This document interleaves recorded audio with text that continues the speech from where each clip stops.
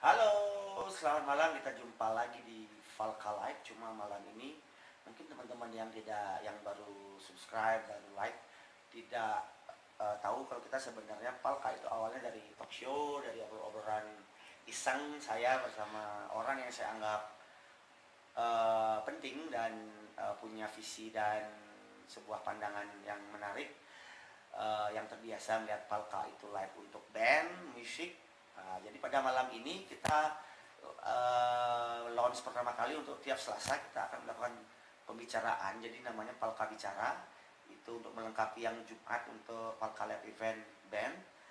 Jadi malam ini saya bersama seorang yang luar biasa sekali, namanya Aga.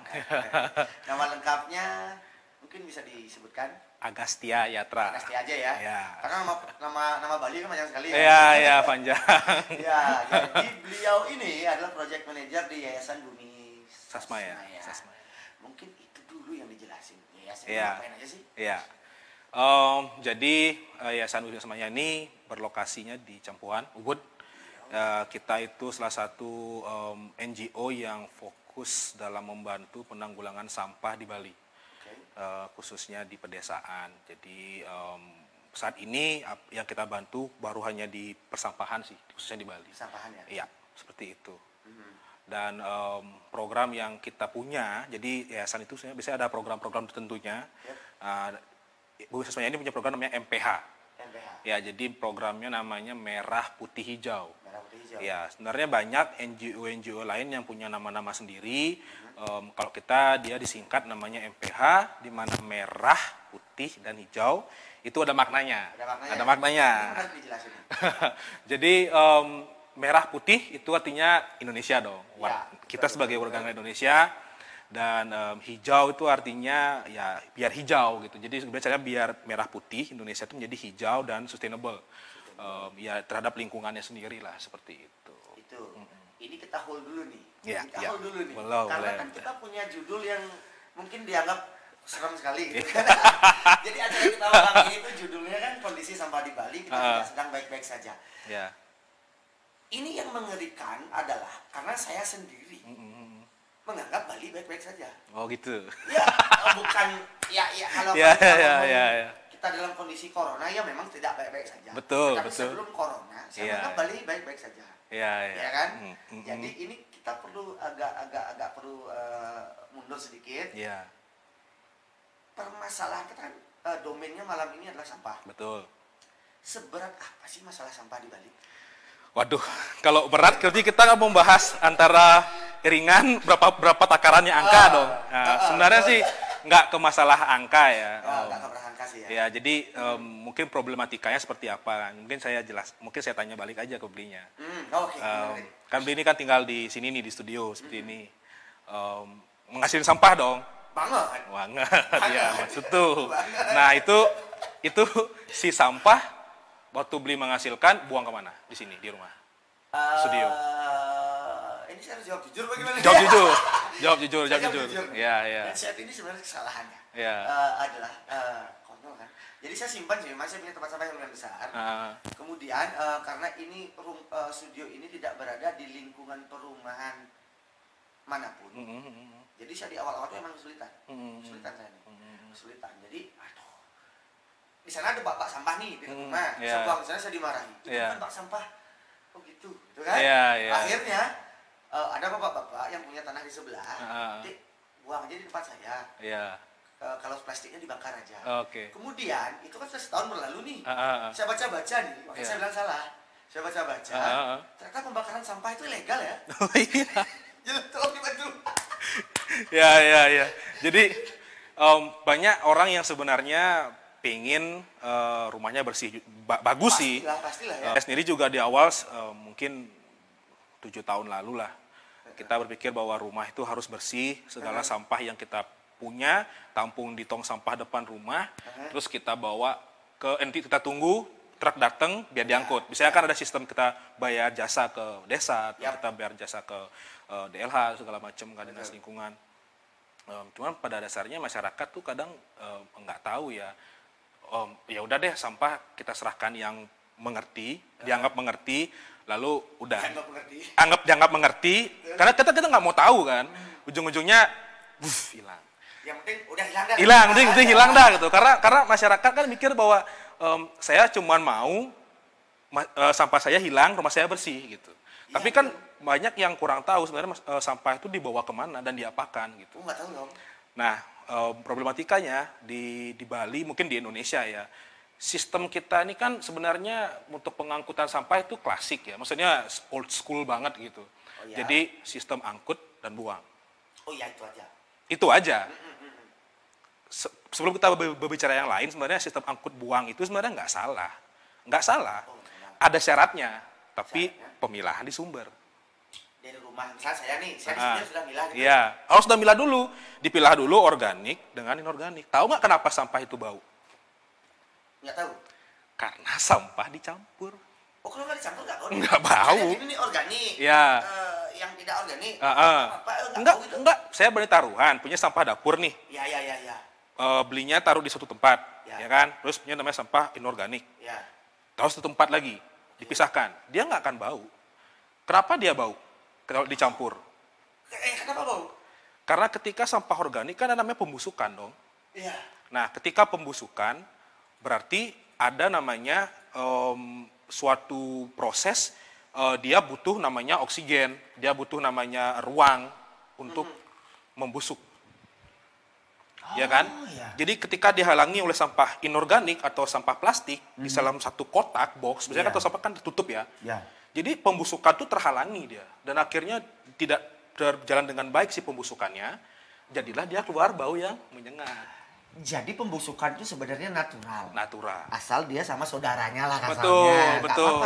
Nggak bau dia. Nggak bau. Iya, makanya jadi program MPH itu atau program yayasan kami selalu memberikan penyuluhan ke desa. Jadi kalau kita berbicara sekarang masalah, itu kan bahwa masalah bukan cuma di Bali aja, mungkin di Indonesia atau beberapa negara tertentu bahwa sistem angkut buang itu sebenarnya ada kekurangannya, di mana karena masyarakat kita edukasinya dan juga mungkin pengetahuan atau niat untuk memilah sampah itu kurang. Begitu. Oh banget. Sedangkan sampah akan ada konsumsi selalu meningkat. Restoran buka di mana-mana, terus namanya pasar segala macam, konsumsi pasti akan selalu meningkat. Dan itu akan membuat sampah membeludak.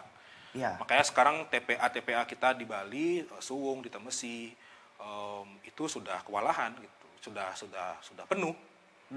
Sedangkan di Temesi kita ada pembukaan lahan baru, terus juga penataan ulang lah misalnya seperti itu. Di Temesi, di Suwung juga sekarang sudah dibatasi kan karena konflik antara desa. Sebenarnya bukan salah desa, yaitu ya salah kita. Kita inilah sebenarnya biang-biang. Kita tuh masyarakat. Kita lah biang-biang dari segala masalah yang ada di hilir gitu loh. Kalau kita berbicara sampah kan ada hulu dengan hilir kan. Betul. Saya nggak mau ngomong masalah tentang media, tapi kenyataannya di internet selalu media menyorot hilir kan, itu di pantai kan, sorot pantai jeder gitu kan, sampah numpuk seakan-akan orang-orang pesisir atau masyarakat pesisir yang buang sampah ke sana gitu. Padahal di bawah air dari sungai, dari hujan, karena konsumsi yang tinggi sebenarnya masyarakat di hulu gitu.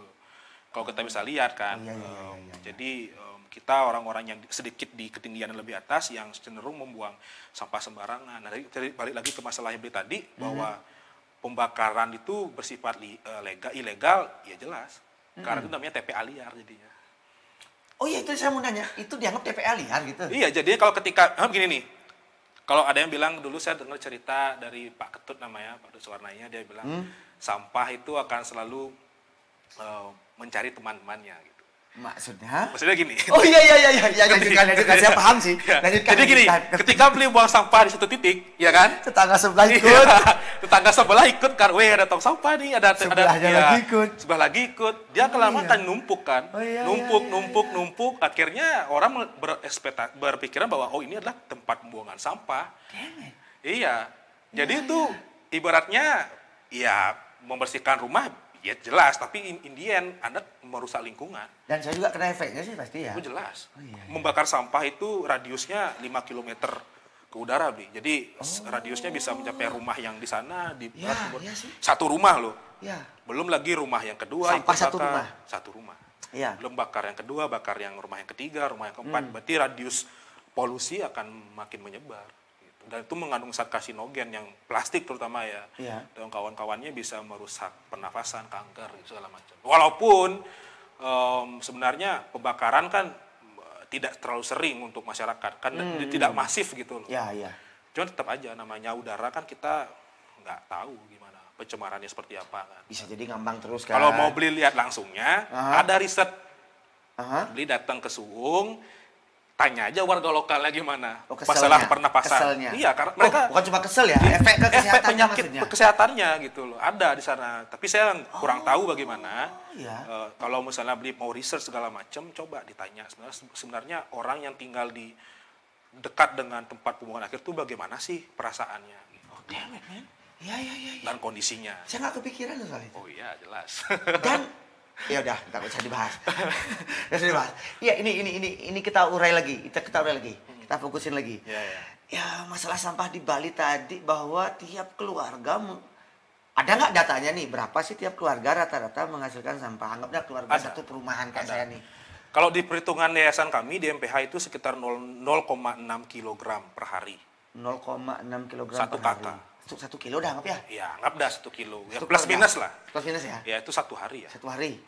Saya berarti menghasilkan 25 sampai 30 kilo sehari. Sebulan. Ya, sekitar segitu. Satu perumahan anggap ada 100. Berarti 100 kilo satu perumahan kecil. Bisa jadi. Satu perumahan kecil nih, 100 keluarga kecil. Kapasitas truk berapa? Nggak tahu berapa sih? 4,5 ton biasanya. Tapi kan sampah dengan berat air dengan berat berbeda. Benar. Makanya sampah menggunung di truk. Karena memang dia tidak seperti air kan. Kalau air dia pasti bakal penuh di 4,5 ton di baknya itu. Tapi kalau sampah kan dia akan dia ada lubang. Betul, ada rongga, ya. Jadi jangan salahkan tim yang mengangkut sampah. Kok sampahnya datang bau lewat rumah mentumpuk-tumpuk tinggi. Karena bercampur dan volumenya masif gitu. Ini fakta baru loh, bahwa sampah itu kalau organik tidak dicampur dengan anorganik dia tidak bau. Saya berani ngomong gini karena saya melakukan pemilahan di rumah gitu. Jadi dari ya karena dulu sih kita memang dari kantor saya yang lama kita memang pernah buat kompos. Dan jadi sampah itu dibagi menjadi klasifikasinya kan ada 2 jenis sebenarnya. Yang umum ya. Jadi ada sampah organik, ada sampah inorganik. Nah, sampah organik itu yang sampah dapur, segala macam sampah pekarangan rumah, daun-daun dari tanaman-tanaman kita lah gitu. Dan inorganik adalah sampah yang dari plastik segala macamnya gitu. Walaupun kertasnya organik apa enggak? Kertas inorganik. Inorganik. Oke. Yang pernah hidup aja berarti organik ya? Organik itu ya dari walaupun kertas dari pohon, cuma kan indikatornya bahwa si kertas ini ada bahan kimia dan kawan-kawannya. Ini pertanyaan bodoh, tapi saya yakin juga banyak yang nggak sadar. Kan gini loh, jujur nih, saya potong. Misalnya gini kan, misalnya banyak tempat yang menyediakan tempat sampah yang berwarna-warna. Saya suka salah berarti. Nah, misalnya gini loh, tisu. Saya kan suka bilang, tisu. Organik. Yang hijau. Berarti salah tuh ya. Nah ini sebenarnya juga cerminan dari kita semua sih, dari saya tidak ada membawa nama pemerintah, cuma saya mau bilang sebenarnya SOP. Jadi permasalahan sampah ini kan sering dianggap remeh ya. Manusia itu bukan manusia sih, ya benar manusia itu suka dengan warna. Oke, lanjutkan kan? Ya kan? Betul. Sudah ada penelitian atau researchnya, ketika ada tong sampah yang sama warnanya, sama jenisnya, orang akan males membuang sampah atau memilahnya di sana langsung gitu. Karena dianggapnya sama, jadi dia udah buang aja di sini inorganik, sini organik, terus dicampur gitu. Karena memang warnanya tidak berbeda gitu. Sedangkan SOP yang sering kita jelaskan di yayasan di program kami sebelum kita masuk ke yang lebih jauh gitu kan. Warna itu sangat penting karena satu menarik perhatian masyarakat, kedua memberikan indikator di tong sampah itu bahwa ini organik, ini inorganik. Itu kayak edukasi jangka panjang ya? Betul, betul. Jadi ketika tong sampah organik itu kita bisa berikan logo atau gambar icon. Ini loh sampah dapur, ini sampah organik, ini sampah inorganik. Orang akan terpatri pemikirannya. Ya, benar. Akan jauh lebih matanya kan lebih terangsang gitu kan untuk memilah gitu kan. Aduh nih, kok saya masukin ke hijau gitu kan. Mending masukin ke merah deh gitu. Jadi kenapa namanya merah putih hijau? Jadi kita mengusahakan bahwa Indonesia maupun pemerintah bisa lebih sebenarnya lebih memikirkan bahwa masyarakat kita semua suka dengan warna gitu loh. Jadi ketika kita bermain dengan merah, hijau, kuning, ada lagi sampah B3, ada lagi sampah elektronik, nah itu kan warnanya dibedakan lagi. Jadi banyak memang negara-negara sukses yang dalam hasil pemilahannya itu memakai warna dia. Jadi ketika dia memilah dan dia salah, tidak ada lagi alasan gitu loh. Ngerti nggak? Ngerti. Ya. Jadi banyak problem kayak gitu kan, misalnya kan, kok sampahnya nggak dipilah? Oh ya lupa, warnanya sama gitu kan. Oh ya, kan punya alasan. Punya alasan. Ya. Gitu. Iya. Ya. Jadi ini kan tadi kita sempat ngomong waktu offline itu ada 22 jenis sampah dan mungkin lebih banyak. Tapi dengan membagi jadi 2 jenis pun sudah cukup membantu berarti ya? Sangat membantu. Sangat membantu ya? Karena namanya manusia, mana sih yang suka dibuat ribet? Ya ribet loh. Ya kan kan biasanya ada 4 atau 5 jenis tuh. Iya, kalau beli main ke bandara atau main ke tempat-tempat tertentu, biasanya sampah dibagi jadi beberapa jenis. Itu membingungkan sumpah. Karena ada yang minta plastik only, ada yang botol kaca only. Ya itu sebenarnya sudah expert. Sudah ke tahap lanjutan sebenarnya. Tapi kalau kita konsep dari MPH itu selalu memberikan cukup 2 dulu deh. Simple dulu deh, organiknya udah campur semua yang bahan-bahan daur ulang yang hijau. Kayak sampah makanan, sampah dapur, sampah pekarangan, rumah, masuknya di satu dulu deh. Nanti inorganik, mau plastik, mau kertas, mau kaleng, mau baterai, mau pembalut, atau sampah medis segala macam, silakan jadi satu deh. Intinya itu 2 dulu aja itu. Kalau misalnya udah 2-nya sudah bagus, nanti tahap pemilihan lanjutannya nanti ada lagi. Yang merah ini jadiin banyak lagi kan? Iya. Yang hijau kan udah jelas nih. Nah. Oh gitu. Jadi konsep yang tadi kita kembali nih, merah putih hijau itu sebenarnya edukasi secara simpel dulu. Karena, nah ini sebentar dulu. Karena ini mungkin benar nggak saya? Karena untuk nyuruh orang memilah aja udah susah, benar nggak? Nah itu. Ini menarik. Nah, ini jelasin. Ini menarik. Nah, jadi yayasan ini dibentuk tahun 2016. Foundernya itu Shonino. Dia orang Jerman. Dia sahabat saya juga. Kami punya tim.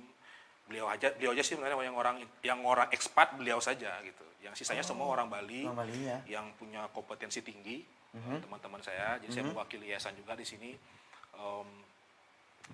Dulu beliau ceritanya sempat ke Temesi, di TPA Temesi, itu ada namanya YPST, Yayasan Pemilahan Sampah Temesi. Dia waktu masih mahasiswa, dia memang lahir, kalau nggak salah dia besar di Bali juga, dia sempat tinggal di Kuta, dia ini orang ekspat, jadi dia orang bahasa udah saya bagus, segala macam. Dia cinta dengan Bali lah intinya. Oh, dia udah lama banget di Bali. Udah lama. Dia anak besar, anak Kuta dia. Jadi besar di Kuta? Iya, besar di Kuta. Jadi dia sering main di sana, terus dia pas kuliah balik lagi ke Bali.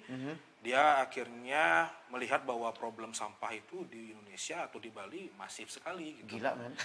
Gila, gitu kan. Dan di YPST itu, Yayasan Pemilahan Sampah Temesi juga sebenarnya difounderkan oleh Pak David Cooper, juga orang ekspat juga. Cuman tim-timnya di bawah orang lokal semua. Gitu. Dan memang pure untuk kebaikan begitu. Jadi punya konsep di mana bukan memaksa, mengedukasi. Karena begini, karena sebenarnya sumber masalah sampah ini bukan di kota, bukan di hilir saja gitu loh, tapi di hulu gitu loh. Maksudnya saya bukan berbicara tempat spesifik ya, ini desa gitu loh. Karena kan Bali itu ciri khasnya kita adalah provinsi yang sangat unik. Kalau dibandingkan dengan beberapa provinsi lain, kita punya namanya desa adat, ya kan? Desa adat itu sangat kuat sekali solidaritasnya, hukum-hukumnya, dan cara mereka bersosialisasi itu sangat kuat sekali gitu. Bahkan mohon maaf misalnya kadang orang berpikir bahwa per haram itu lebih baik ketimbang undang-undang gitu. Sangat. ya kan? Sangat. Saya pun kadang juga berpikirkan, wah Praram itu seperti apa sih konsekuensinya?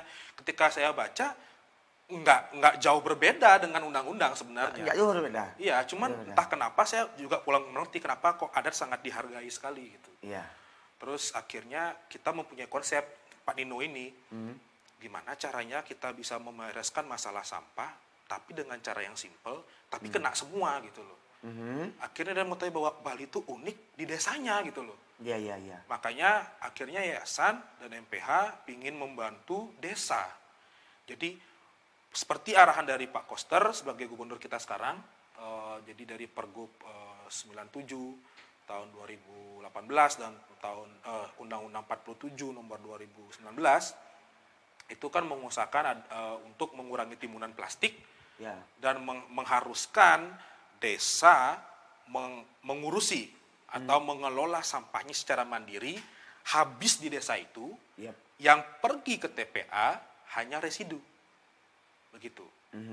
Nah, kenapa seperti itu? Karena sekarang TPA itu kondisinya mungkin kalau yang belum pernah main ke TPA penuh. Coba main ke sana. Kalau pernah melihat gunung atau bukit, nah begitulah kondisinya. Seperti bukit lah ya. Seperti bukit, ya seperti bukit. Di Suwung saya sudah membaik sih, saya lihat sudah membaik. Udah baik ya? Sudah membaik, pinggir-pinggirnya sih ya. Di atasnya sih tetap gitu kan. Cuman kalau TPA Temesi sekarang lagi pada pembukaan lahan sedikit gitu kan, karena mungkin sudah overload. Begitu. Jadi problemnya sekarang itu dibalikkan lagi ke masyarakatnya gitu loh.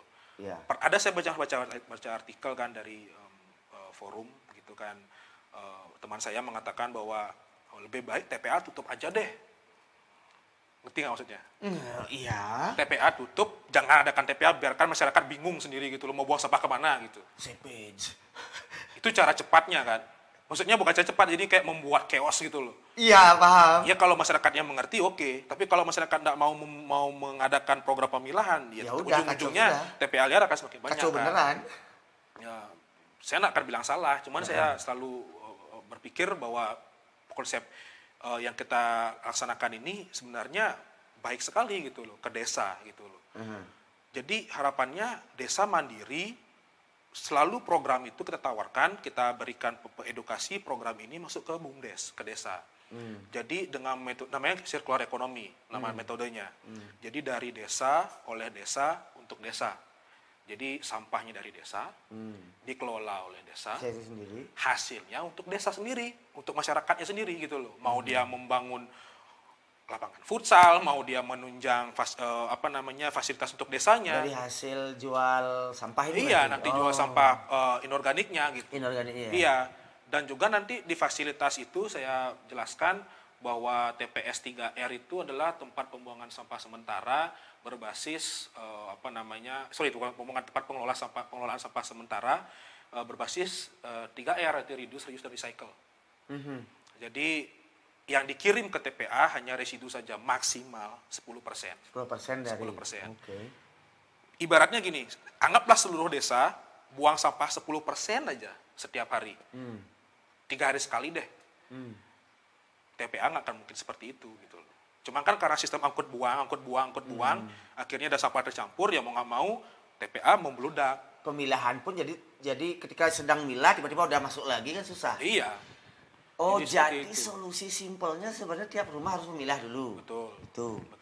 Nah ini pertanyaannya kemudian, gimana sih cara ngedukasi orang biar mau milah? Nah, di program kami itu, jadi MPH, kita sekarang bekerja sama dengan pemerintah Kabupaten Gianyar. Jadi sama Pak Bupati, dengan DLH Gianyar, kita tanda tangan kontrak di sana selama 5 tahun, ditantang nih gitu kan.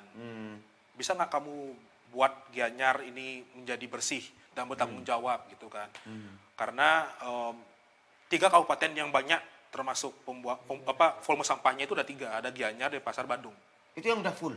Bukan, maksudnya yang volume intensitasnya sampahnya banyak, yang penyumbang sampah terbanyak lah. Lebih banyak dibanding kabupaten yang lain. Iya, yang lain. Itu Badung, Denpasar, Gianyar. Top 3. Nah, akhirnya ditantanglah yayasan kami. Mau nggak bantu? Nanti kita bantulah dari DLH, support segala macam ini. Oh siap. Gitu. Kita suka tantangan, gitu kan. Kamu nanya ini tabarin tingkat berapa? Aduh, nggak tahu. Lanjut, sorry. Makanya saya senyum tadi, karena bikin lucu-lucuan. Antara senang sama tidak. Jadi, sorry. Lanjutkan. Kalau masalah peringkat berapa sih aku kurang tahu ya. Mungkin kalau dari segi jumlah, sebenarnya gini, kalau Tabanan dibilang, orang mikir kalau Tabanan kecil gitu kan. Belum tahu Tabanan segede apa kan. Coba dari apa namanya. Iya, dari Pupuan. Pupuan deh, hitung tuh berapa tuh. Iya. Ya kan? Nah, sebenarnya yang begitu-begitu yang harus kita perhatikan gitu. Ya. Sampah tuh bukan hanya di kota. Gunung es ya. Berarti Tabanan harus ke Suwung juga. Itu kan Tabanan punya TPA ya, sebenarnya. Sebenarnya dulu sampah Bali yang sentral, maksudnya yang beberapa kabupaten yang dekat dengan Suwung bisa buang sampah ke sana gitu. Bisa. Sekarang udah nggak boleh lagi. Nggak boleh. Nah, jadi balik lagi. Biar nggak fokus. Sorry. Jadi, jadi program MPH itu kita di Gianyar ditantang kita memberikan angka nih. Kita mau membangun 20 desa di Gianyar. 20 desa. Ya. Gianyar ada berapa desa? Banyak. Lebih dari 100 ya? Lebih ratusan. Ya kayak Tabanan ratusan sih. Oke. Kita bangun 20 dulu deh. Ya, selama 5 tahun percontohan. 5 tahun. Ya. Jadi desa yang pertama kita jajaki itu Desa Taro. Oh, Taro. Ya, Elephant Park tahu. Ya, Elephant Park. Ya. Taro Gianyar. Nah, itu kan medannya kan di atas ya. Maksudnya dia di ketinggian yang berbeda dengan kita gitu. Tempat bank sampahnya jauh, terus medan naikannya bikin kita susah sebenarnya dari segi pengangkutan, tapi bisa gitu loh. Jadi MPH itu memberikan pendekatan dulu ke desa. Kita membawa DLH sebagai fasilitator. Jadi DLH itu dari Dinas Lingkungan Hidupnya. DLH ini memberikan dia survei dulu ke desa itu sendiri. Dia nelfon, Hasan, si desa ini udah siap nih, gerakannya bagus, kepala desanya welcome, dia pingin desanya bersih gitu kan, karena mereka pingin membuka program-program yang lain juga kayak desa wisata, kawan-kawannya. Tapi dengan kalau desanya nggak bersih, gimana mau desa wisatanya jalan gitu kan? Terus akhirnya ya udah datang ke Taro, dikasihkan rekomendasi bahwa ini loh desa Taro sudah siap. Monggo MPH masuk gitu. Jadi tahap awal program kita itu kalau ke desa-desa kita selalu bertemu dengan petinggi-petinggi atau tokoh-tokoh di desa yang bergerak di bidang itu dan juga sebagai formalitas kan kita harus birokrasi harus jalan dong. Birokrasi harus jalan. Tuan rumah betul. Kita ngobrol, kita habis itu setelah kita deal, kita adakan paung. Sampai paung? Oh iya dong. Paung harus. Sama jadi masyarakat semua berarti kan? Ya perwakilan lah, kan ketua desa nggak? Ketua desa. Karena masing-masing bagian. Masing-masing nanti ada. Ada. Nanti sana kita ngobrol, kita memperkenalkan program dulu. Ini loh program MPH namanya. Seperti ini. Kita fokus di pemilah di sumber. Menggunakan metode sirkular ekonomi ini. Harapannya agar ketika nanti kita bantu Anda, bantu desa menjadi milik desa toh. Kan nanti kita hibahkan. Iya. Kan? Jadi Anda bertanggung jawab dengan apa yang Anda telah lakukan gitu loh. Nah, akhirnya setelah selesai diberikan sosialisasi di awal, edukasi, baru nanti ke tahap namanya surat dukungan.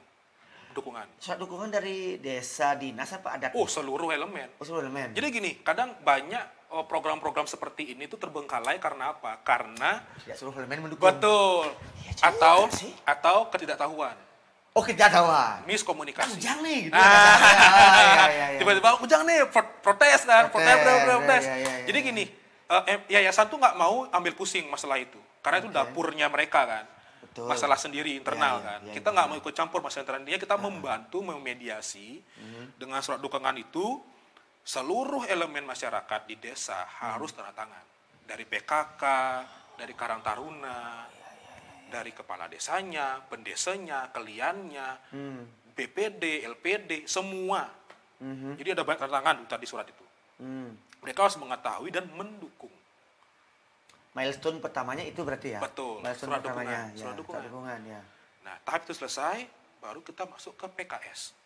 Perjanjian kerjasama. Perjanjian sama. Ini modelnya gimana? MOU modelnya isinya? Jadi isinya itu antara yayasan dengan desa. Atau yayasan dengan nanti mungkin desa adat atau desa dinas. Kita kan nggak tahu tuh mana yang. Tapi kalau kita selalu menganjurkan bahwa program ini ke desa dinas.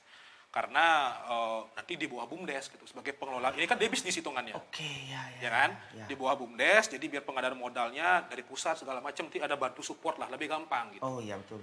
Kalau desa adat mau membantu ya nggak masalah, desa adat mau punya TPS sendiri nggak masalah, bagus. Nah, cuma kan tergantung apakah dana desanya kuat dan apakah nanti yayasan kami juga kuat gitu kan. Oh iya benar. Karena yayasan kami kan juga, saya bukannya gimana kan, namanya yayasan kita kan tahu, kita berharap dana kan dari sumbangan-sumbangan, dari donatur, ya kan, dari sponsor dari beberapa perusahaan dan juga dari pemerintah gitu loh. Dan itu terbatas sifatnya. Gitu. Oh pasti Jadi makanya kenapa surat dukungan itu diperlukan. Jadi ketika nanti kita mau membangun fasilitas berupa bangunan, gedung, sistem operasi, terus monitoring sistem, evaluasi sampai teknis, ketika nanti kita hanya bisa memberikan 50%, let's say, desa mau nggak bantu nih? Gitu. Jadi biar terlihat gerakannya gitu loh. Jangan sampai kita ngasih 100%. Oh, nggak bagus sih. Betul. Ngerti kan maksud saya Iyalah. kan? Jadi nanti malah ujung-ujungnya desa berpikiran bahwa leha-leha. Ya, itu. Nggak baik tuh kan. Nggak baik itu. Jadi saya pingin biar desa juga bertanggung jawab dalam sebuah program gitu. Betul. Let's say we give them 50%, mereka kasih kita 50% misalnya. Fair. Atau misalnya mereka, nggak punya nih, dana kita mentok. Gitu. Oke deh, kita 70, kamu 30, tapi nanti ketika pengembangan, ya kamu full gitu loh. Nah, kita memberikan pendampingan ke desa dari endol sampai mereka autopilot lah istilahnya, kita lepas. Itu setahun. Setahun bisa autopilot? Ya enggak juga. Oh, nah makanya. Karena memang terbatas waktu, kan satu lagi yayasan kita kan timnya orangnya terbatas. Tim lapang ya. Oh ya. Yang kerja itu aja orangnya gitu kan. Sedangkan desa di Gianyar ada banyak dan keterbatasan lokasi juga jarakan. Iya. Ya, kan kalau dari 20 desa ini ada yang jauh-jauh kan? Betul. Ya harapannya kalau semakin banyak yayasan yang bekerja di bidang yang sama atau mungkin nanti MPH buka cabang. Ya kan? Ini yang saya suka. Jadi kalau yang ini tak kasih batasan. Kalau kita dipikir Palka sama Yayasan Bumi Sasmaya ini kerjasama untuk mempromosikan yayasannya, enggak. Dengar nggak omongannya dia? Yayasan lain mau buka konsepnya sama, boleh? Boleh, silakan, karena itu semakin banyak gerakan, semakin banyak bantuan, semakin banyak yang cinta dengan desa itu. Semakin bagus. Misalnya tiap desa buat yayasan sendiri. Kita kan menggait beberapa yayasan juga di Taro. Jadi ada beberapa gerakan namanya, saya nggak sebutkan namanya, nanti di sana ada beberapa gerakan, terus ada tokoh-tokoh juga, relawan-relawan juga. Kayak tular ya? Iya, karena nanti kan desa juga, kan itu milik dia, mereka orang lokal kan. Mereka yang akan bertanggung jawab dengan fasilitas dan persampahannya gitu, enggak saya. Ya mereka yang merasakan. Betul, enggak kita gitu loh. Enggak kita yang ngerasain itu. Iya, nanti kan di handover, harapannya ya semoga mereka yang bertanggung jawab sampai nanti sustainable gitu. Iya. Ini perlu kita recap sedikit. Kalau yang banyak terjadi adalah ketika sesuatu kasarnya lembaga masuk. Untuk saya selalu pesimis di sistemnya. Misalnya gini, anggaplah 5 tahun pendampingan. Setelah 5 tahun gimana? Karena yayasannya udah nggak ada nih, udah pindah ke yayasan yang lain. Berarti kan yang bagus itu ketika terbentuk diaspora baru di masing-masing desa ya, diaspora baru kan. Jadi di sana itu terbentuk, misal di BUMDesnya terbentuk dari anak mudanya juga, mungkin kan tadi kita ngajak kerjasama dengan banyak elemen. Misalnya anak mudanya kan yang sekarang punya bayu gede itu kan anak muda, yang tak lihat loyal banget mengkampanyekan green gitu kan anak muda nih. Dengan beberapa ekon-ekon yang tidak usah kita sebut. Berarti pola-polanya ke sana juga ya. Jadi tidak melepas. Jadi ingin ketika melepas, ketika terjadi lepas landas, apa sih namanya tadi? Autopilot itu. Autopilot. Udah autopilot kan. Jadi sebenarnya itu sudah membentuk suatu diaspora meskipun mereka bukan jadi yayasan gitu ya. Iya, jadi begini, program akan selalu di bawah BUMDes. Karena ini kita berbicara dengan profit dan ada defisit di sana kan. Jadi laporan pertanggungjawaban akan selalu dikirimkan ke pusat. Apakah program bisnis atau program pengelolaan sampah atau material ini berjalan atau tidak begitu. Jadi sebagai research juga, dananya cukup apa enggak? Oh iya. Gitu kan? Oh iya, kan pelajaran setahun berjalan, cukup tuh lebih gitu kan. Nah, program MPH itu kita selalu namanya mencari eco champion. Eco Champion. Eco Champion, juara Eco. Iya, bukan juara sih, namanya image atau sosok relawan atau pejuang persona berarti satu orang di gitu desanya lah. sebagai tim manajemen gitu loh. Alright. Makanya di tim MPH itu ada namanya 2 manajer. Jadi BUMDes, kan ketua BUMDes nih, ya. Desa ketua BUMDes, di bawah nanti ada namanya manajer fasilitas, ada manajer komunitas. Oke. Manajer fasilitas ini yang beroperasi penuh, yang bertanggung jawab penuh di fasilitas TPS 3R-nya. Fisik. Termasuk keuangan, ekonomi, gaji pegawai, ya kan? Tim pemilah, tim pengangkut, tim membuat kompos, tim yang menjual nanti sampahnya inorganiknya, mencacah segala macam. Nah ya manajemen lah. Gitu. Manajer komunitas itu yang berfungsi sebagai penanggung jawab hubungan, edukasi, dan relasi antara desa, masyarakat, dan yayasan. Gitu loh. Jadi dia lah sebenarnya yang lebih krusial sih, sama-sama krusial ya. Cuman kalau nggak ada ini, nggak jalan programnya. Benar. Kalau program komunitas nggak jalan juga pemilihan dengan baik gitu. Pemilihan terjadi. Makanya tim-tim komunitas ini selalu menggait banyak-banyak NGO gitu loh. Oh, bukan cuma satu NGO? Enggak dong. Saya dibuka kan? Betul, dibuka. Jadi kita itu selalu suka nih. Jadi gini, hulu hilir harus balance. Jangan sampai hilir saja yang bergerak, hulu enggak. Jangan sampai hulu saja yang bergerak, hilirnya enggak. Saya sangat mensupport, saya sangat mendukung program-program, bukan saya, kami. Sangat mendukung program-program gerakan pembersihan sampah di pantai, kayak beberapa NGO ya, yang beli sudah tahu kan. Mereka kan, saya rasa mereka sangat luar biasa gitu loh. Ya, betul, tapi kan tetap ada keterbatasan gitu loh. Karena sampah kan selalu datang, terbuang. Apa nggak capek? Nah, akarnya kan kita harus di hulu diselesaikan. Hulunya juga. Nah, tapi di hilir juga tetap dikontrol. Tetap dikontrol. Jadi semakin banyak namanya gerakan-gerakan pecinta lingkungan yang pure mau membantu masyarakat dan juga membantu wilayah tertentu, itu akan memberikan keringanan yang di hulu juga. Yang di hulu juga memberikan keringanan yang di hilir. Jadi balance dia. Gini lah, mungkin gini ya, jadinya ketemu. Itulah perannya Eco Champion, si manajer komunitasnya itu. Jadi tiap kampung nih, tiap desa nih ada Eco ada. Championnya. Mau dia orang yang sudah tua, mohon maaf misalnya umurnya di atas 40 tahun gitu. Nggak masalah. Mau dia ibu-ibu, mau dia bapak, mau dia anak muda, mau dia pengangguran, nggak masalah. Intinya punya niat tulus untuk membantu di samping gaji ya, tapi memang kerjaan ini berat gitu loh. Nah nanti setiap manajer setiap Eco Champion diwajibkan untuk mencari penerusnya. Itu yang benar. Betul.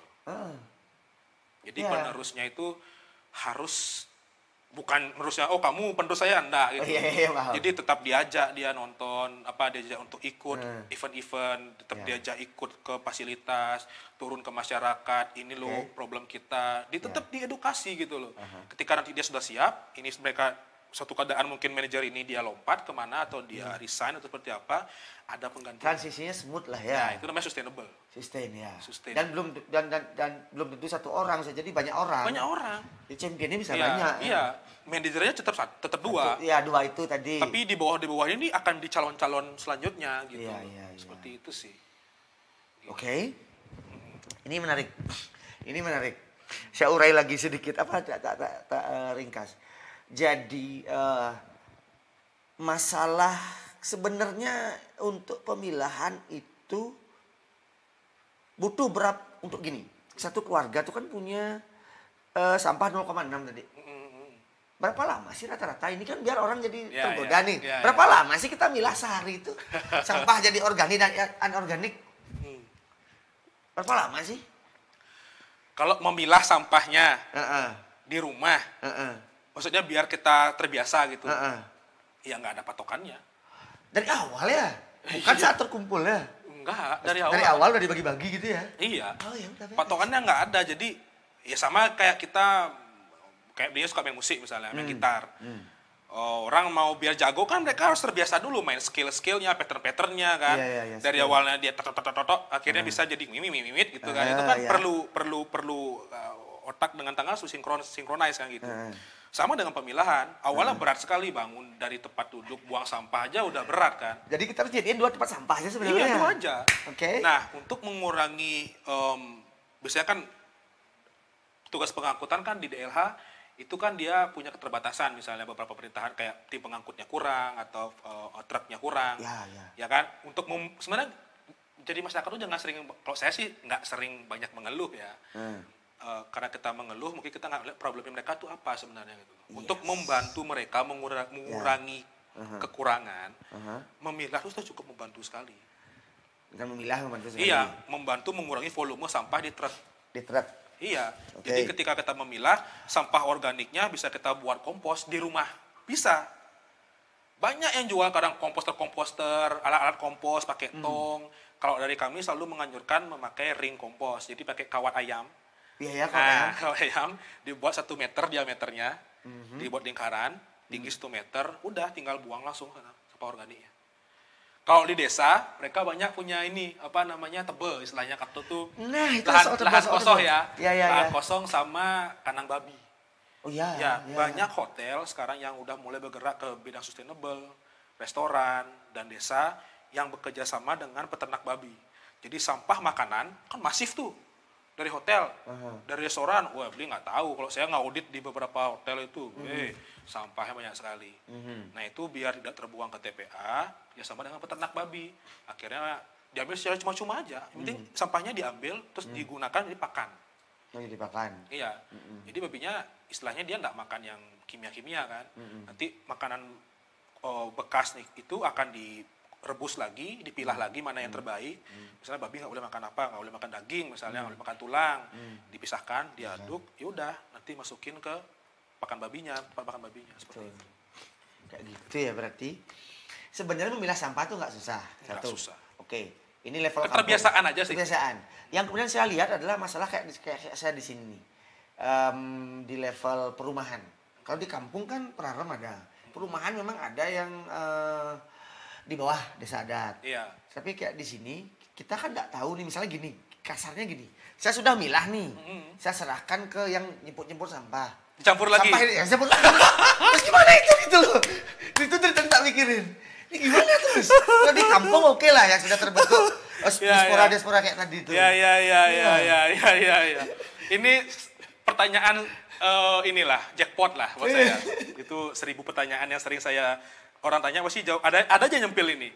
Saya udah capek-capek memilah nih, Pak, Bu, kok sampai di truk dicampur lagi gitu kan. Waduh, ini memang masalah yang ribet sih sebenarnya. Jadi gerakan atau tindakan harus ada namanya fasilitas. Selalu itu. Berbanding lurus. Gerakannya satu, fasilitasnya harus satu. Gerakannya dua, fasilitasnya ada dua. Harus seperti itu. Kalau nggak kayak gitu, nanti tetap berjalan. Cuman ada sedikit banyak kendala-kendala nanti gitu loh. Jadi antara misalnya gini, kalau di MPH program kami selalu menganjurkan truk itu harus 2 minimal. Ya, atau truknya bagi 2. Bisa ya kan? Kita ditaruh begitu. Ya kan? Split ya. Kita ditaruh sekarang begitu. Jadi truk itu harus 2. Kalau sekarang proyek pertama kita kan buat di Pererenan. Nah itu truknya dari awalnya 1, sekarang udah 3. Nah, terus ada VR dan kawan-kawannya. Jadi VR itu membantu sekali, bisa masuk ke ganggang. Oh iya. Terus jadi truk itu harus 2, warnanya harus 2, hijau dan merah. Biar nggak bingung. Betul. Nanti ada yang bilang gini, ngapain diwarnain truknya? Udahlah, tulis saja organik, inorganik. Belum tentu orang bisa baca semua. Oh iya. Jadi kita harus imbangi warna dan tulisan. Jadi orang yang buta warna bisa lihat, baca. Orang yang tidak buta, yang nggak bisa baca bisa lihat warna. Iya. Okay. Kalau misalnya orang nggak bisa melihat gimana, makanya ada namanya penjadwalan. Penjadwalan misalnya untuk organik jam sekian. Betul. Gitu. Jadi right. Organik, ada inorganik. Truk dibagi 2, seperti itu kan. Jadi truk dibagi 2, misalnya organik hari Rabu, inorganik hari Kamis, selang-selang terus. Jadi masyarakat udah tahu nih, kayak di beberapa desa yang udah berjalan kayak di Padang Tegal, di Pejeng, itu masyarakatnya udah mulai mengerti. Jadi Selasa organik, datang truknya organik. Masyarakat cuma ngeluarin organik gitu loh. Ngeluarin organik aja. Tapi ditaruh, kadang itu kan truknya cuma 1 nih. Bisa dipakein sekat aja. Ya udah. Itu boleh disekat, tapi ya memang agak ribet. Jadi pegawai yang harus dari atas truk ada 2 misalnya. Yang ngangkut-ngangkut di bawah ada 1. Supirnya satu ini ada 4 minimal. 4 orang. Jadi kalau misalnya sudah memilah dengan baik, truknya sudah berbeda warna, terus sudah ada jadwalnya, 2 orang cukup. Karena yang nyetir tinggal jalan dan bahkan tinggal lempar. Oh, misalkan lempar. Enggak, kita yang di bawah, yang di bawah ya. tinggal ngelempar ke atas. Kan udah pasti organik semua. Oh, nggak perlu nakar nih lempar bagian kiri atau kanan atau depan belakang. Nggak perlu gitu. Nah, nanti namanya manusia, kita memilah belum tentu 100% clear. Oh iya, pasti itu. Nah, makanya fungsi dari TPS 3R adalah ketika kita ada miss sedikit kayak permen atau apa gitu kan, di sana kita memilah lebih lanjut. Oh iya. Jadi fungsi TPS 3R hanya memilah lanjutan sebenarnya. Jadi kan kerjaannya mereka tidak terlalu banyak. Betul, nggak terlalu banyak. Nggak benar dari nol gitu iya, jangan sampai nanti misalkan mikir, oh udah ada TPS 3R, campur aja gitu ya kan. Udah misalnya. cuek, simpan. Gitu. Nanti ujung-ujungnya TPS 3R menjadi TPA dia. Ya, dia belum selesai milah udah datang sampah lagi. Baru. Betul. Nah, ini nih yang saya penasaran dari kemarin. Sebenarnya sampah yang lebih banyak di Bali lah, di skill di Bali atau di wilayah kerja, itu sampah rumah tangga apa bisnis sih? Apa industri sih? Wow, ini bicara masalah angka ya. Saya kalau dibilang sampah, ya udah pasti sampah masyarakat, rumah tangga paling banyak beli. Ternyata kan? Nih, ternyata kan? Saya kasih ada. Jadi gini, sampah di Bali itu berjumlah sehari intensitasnya itu berjumlah 4.281 ton. 4 gigaton. 4.281 ton. 4 gigaton berarti banyak itu per hari. Per hari. Seluruh Bali nih. Ya. Yang dikelola, yang bisa diproses lebih lanjut. Oh ya yang benar-benar beres, yang benar-benar beres. Nggak, maksudnya 4.000 itu yang raw, yang nyampur total, semua total ya, 4281 ton. Yang dikelola dengan baik itu hanya sekitar 40%-an. Sekitar 1,6 ya. Ya, 1,6 sekitar ton lah. Segituan lah intinya. Yang tetap jadi residu ya berarti kan sekitar 60-50%. Lagi 2,4 ton. Iya, segitu. Per hari. Iya kan? Per bulan. Ya, ada dihitung ya. Satu desa di Desa Taru, kita akan jadi gini, ketika kita datang, kita tuh nggak main-main. Jadi benar-benar kita research, ada perhitungan, ada analisis, ada angka di sana. Kita udah ada rumus-rumusnya segala macam. Minimal kalau ditaruh nih, per hari sampainya 8 ton. Di satu desa nih? Enggak, di desa Taru aja. Desa Taru aja loh? Ya, 8 ton. Setiap desa beda-beda. Ya, beda-beda sih, tapi rata-rata ya. 8 ton. Satu hari ya, 8 ton. Terus di desa yang lain kayak di Pejeng sekitar 4,5 ton. Yang pernah kami datangi sosialisasi, yang akan terbangun kayak desa Keramas itu sekitar 7 ton. Terus Pelihatan 24 ton. Oh, karena gede ya? Ya, semakin rapat. Bukan, semakin banyak di sana ada restoran, semakin banyak ada villa, itu kan menambah selain kakaknya banyak. Kakaknya banyak juga dapat kan, juga pariwisatanya gede. Betul. Canggu, Pererenan jangan dilawan lagi deh, itu udah pasti masif sampahnya. Nah, jadi kalau dibilang mana yang lebih banyak, sebenarnya sama-sama banyak, cuman ya masyarakat kan kita konsumsi setiap hari. Gitu loh. 0,6 kali sekian kakak kan. Terus belum lagi sampah dari villa, belum lagi dari restoran. Restoran, makanya banyak ada gerakan sekarang restoran itu bahwa mereka mengurangi buffet. Oh, buffet yang makan prasmanan sendiri sendiri itu. Karena itu banyak orang betul banyak barbar. Sekali barbar dan banyak sampah yang terbuang gitu. Makanan yang terbuang gitu. Ngambil banyak dimakan. Iya, gitu kan. Sekarang juga banyak konsep restoran yang menyajikan makan sisa bayar. Yang ada kan, all you can eat kayak gitu-gitu ya. Jadi sebenarnya bisnis sekarang sudah berpikir ke arah sana gitu loh. Karena mereka sadar bahwa sampah makanan tuh masif sekali bro, sumpah banyak banget. Selain di sisi itu kasihan banget ada orang yang nggak bisa makan. Betul, gitu loh. Jadi sampahnya banyak. Jadi sampah pariwisata itu memang tertinggi di Bali. Iya, tapi tetap lebih tinggi sampah rumah tangga berarti.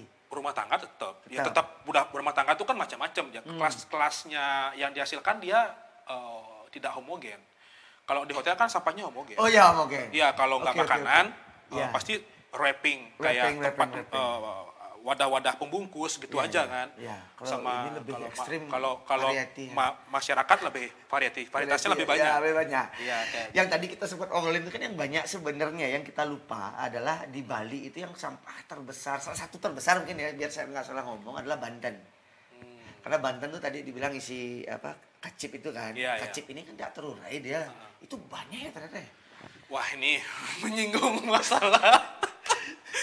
Ini berat ini kalau kita masalah apa namanya organik, ini kan organik ya. Jadi sampah di Bali itu 70% adalah sampah organik. Dan Banten. Ya, Salah satunya.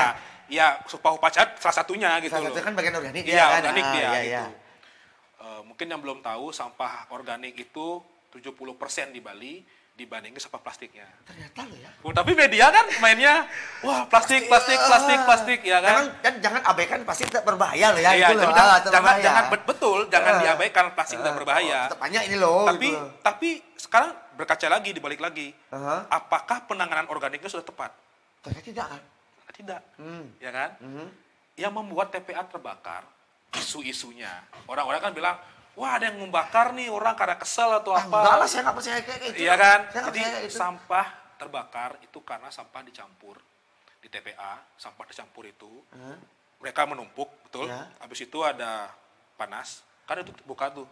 Akhirnya sampah yang apa namanya menjadi busuk, itu kan dia mengeluarkan gas. Oh, ya, metan, sulfur. Oh iya. Jadi sampah organik itu yang sebenarnya organik yang ngeluarin gitu. Organiknya mengeluarkan itu. Nah, akhirnya dia panas. Ya. Adalah media bakarnya. Gampang, ada kaca, botol kaca aja. Ada plastik, ya kan. Dia udah. Ada kertas. Ada kertas, gampang itu. Akhirnya keluarlah api. Holy cow.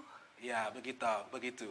Jadi, kalau misalnya main ke tempat pembuatan kompos organik, itu kompos dalamnya suhunya bisa sampai 100 derajat, ya 80 derajat lah. Karena dia proses penguraiannya itu yang membuat panas. Kita bakar lo ya? Iya. Kita nggak bakar nih? Penguraian itu kan butuh panas, sama kayak tubuh deh, manusia. Iya. Membakar kalori kan tidak keluar api. Oh benar. Tapi kan ada panas. Sama kayak organik juga sama. Kalau kita buat kompos tuh panas dia? Iya. Pembusukan selama sebulan itu kan suhunya sekitar di atas 70 derajat. Tanpa kita kasih api nih? Nggak ada. Dia membusuk. Oke. Beli selut tangannya tuh besok langsung pun. Atau terbakar ya. Oh ya? Wow. Makanya kan kalau lihat dari mana ya TPA Suwung itu ya, dari jalan tol ya.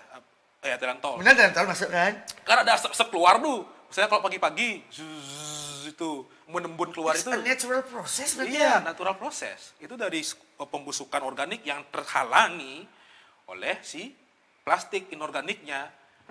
Oke. Jadinya baunya sampai ke desa-desa yang lain, panasnya sampai membakar-bakar TPA-nya. Itu yang membuat jadinya teman-teman saya di DLH, bapak yang sana kerja pusing, nggak bisa tidur, bilang, aduh Pak Gas, saya vertigo tiap hari ngecek TPA, nyiram, bantu tim damkar, matiin api segala macam. Itu bukan karena dibakar. Nggak pernah mati loh apinya. Ya pasti nggak akan pernah, orang namanya sampah organik. Gini. Kan? Sampah organik, kan dia membusuk, ya kan? Disiram pakai air, makin busuk lagi. Terus habis itu, namanya air lici itu kan keluar yang warna hitam tuh. Oh iya. Bikin bau itu. Yep. Itu kan merusak tanah dan laut. Karena itulah, jadi gini, ketika pembusukan sampah organik dicampur dengan sampah plastik kan juga terurai dia kan pelan-pelan, ratusan tahun. Tapi tetap mikroplastik yang kawan-kawan itu dia akan ke bawah tanah. Tanah itu udah pasti dikategorikan tanah yang ya tidak bisa diolah lagi, itu tanah yang tercemar. Ratusan tahun untuk mengembalikan lagi kayaknya loh ya, saya asal ngomong sih. Tapi ya, kayaknya ratusan tahun mungkin. Iya, kalau dibilang seperti itu saya sih kurang tahu. Cuman itu kan udah terkait AMDAL kawan-kawannya. Ada hitungannya lah. Iya, ada hitungannya. Cuman itu potensinya sangat mengerikan sebenarnya. Jangankan kita bicara lahan yang luas deh, sawah aja deh. Sawah yang sering nyempil-nyempil sampah plastik dari atas. Ya. Itu udah pasti buat sawahnya gagal panen. Itu udah pasti. Iya benar. Kayak misalnya gini, sampah yang ini saya juga sok tahu, tapi ini cerita dari bapak saya. Misalnya kalau kita nanam padi itu kan kita kasih pupuk. Iya. Itu sebenarnya tanah udah mulai jelek dia. Makanya dia nanamnya di selang-seling biar tanah tuh misalnya habis padi nanam apa gitu kan. Kalau sekarang kan udah nggak lagi padi terus, lama-lama tanah jadi jelek. nanam padi terus saja tanah saya jadi apalagi ketenemin barang-barang anorganik kan. Ya logika bego lah bilang itu. Jadi apa namanya? Bukan apa ya? Kepercayaan petani terhadap kompos organik itu kurang. Ibaratnya kalau di Temesi kasih gratis petaninya nggak mau dia. Iya. Saya paham sih. Iya kan? Makanya saya ketawa nih. Karena gini, karena logisnya dapat sih. Iya, karena gini. Zaman dulu masyarakat kan dimanjakan, petani bukan dimanjakan ya, diedukasi bahwa sebenarnya semua kan kimia, semua tuh kimia, reaksi kimia kan ada gitu kan, kompos reaksi kimia dia pembakaran suhunya dan pelakukannya. Semua ada kimianya sebenarnya. Iya, cuma kan sekarang kimianya apa dulu nih gitu Yes. kan. Nah, kita makan pun sebenarnya kimia juga itu kan prosesnya, iya kan, tidur pun juga sebenarnya proses kimia gitu. Berubah kan. dia kan. Suhu segala macam. Iya. Nah, si pupuk yang di pasaran yang kimia ini, yang dicap kimia ini sebenarnya kayak ibaratnya petinju dikasih doping. Iya. Bagus di awal, cepat dia, tapi dia merusak sistem. Nah, pupuk kimia ini yang akhirnya merusak tanah. Iya.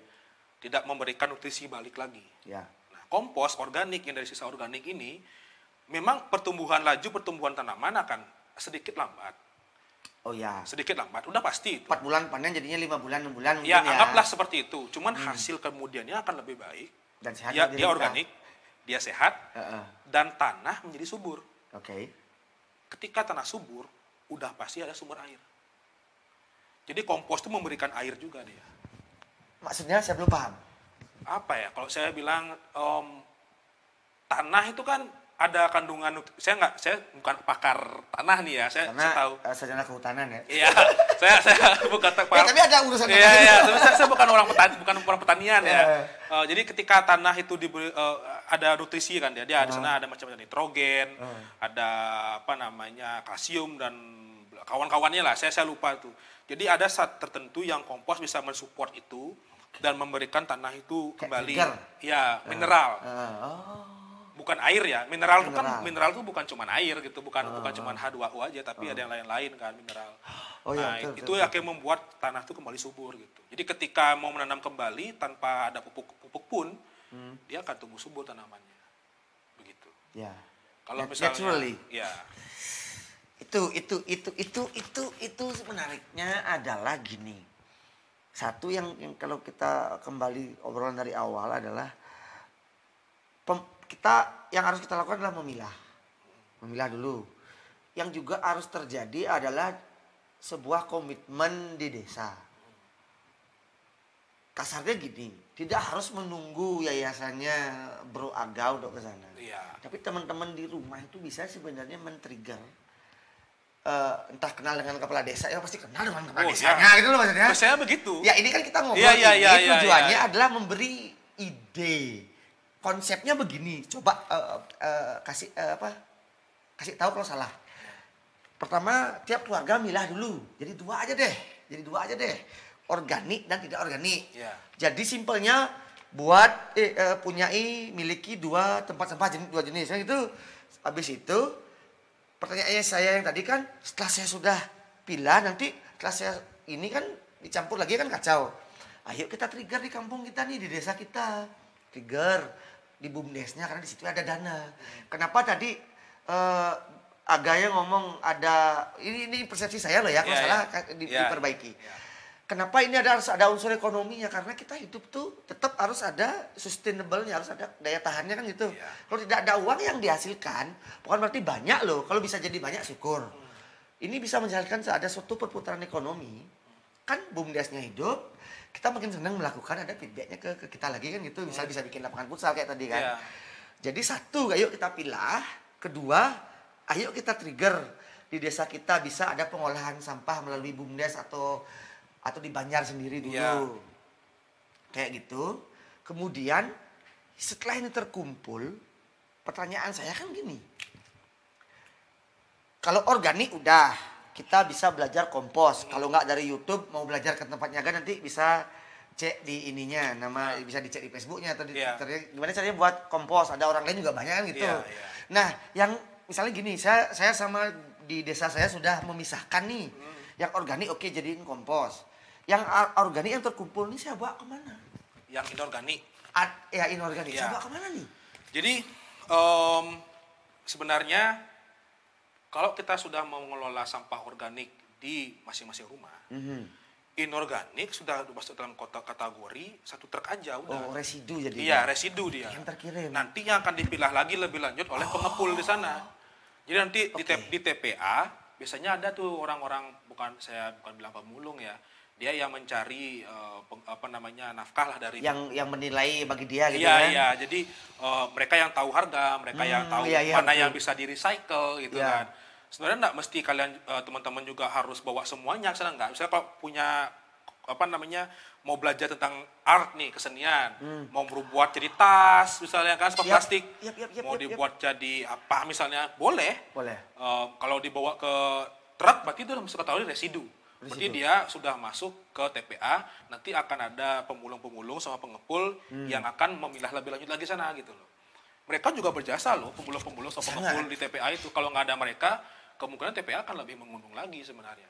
Karena di plastik-plastik itu akan diolah kembali, dikirim lagi ke tempat pencacahan, pengepresan, akan dijual kembali menjadi produk-produk tertentu gitu. Benar. Iya. Jadi dari obrolan tadi tuh saya nangkep, benar apa enggak? Yang sebenarnya jadi masalah itu yang sampah organiknya ya.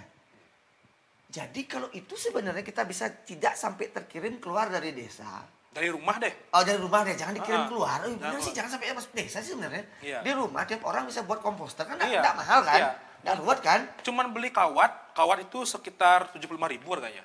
Oke. Ada lagi lebih murah. Bebas, cuma kan itu ketahanan aja sebenarnya. Oh, atau ya. pakai tong-tong yang punya tong-tong dream bekas bisa dibolongin segala macam. Jadi intinya kompos itu adalah udara, pengadukan sama air. Itu aja? Modalnya itu aja.